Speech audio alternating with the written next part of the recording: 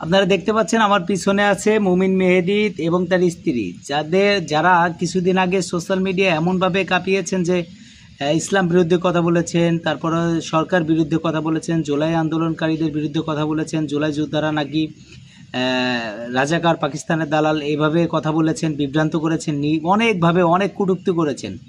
তাদের জনগণে এমন ধুলাই দিয়েছেন, ছাত্র জুলাই যোদ্ধারা এমন গণধুলাই দিয়েছে যে তারা হাসপাতালে ভর্তি বা হাসপাতালে চিকিৎসা নেওয়ার সময় পায়নি।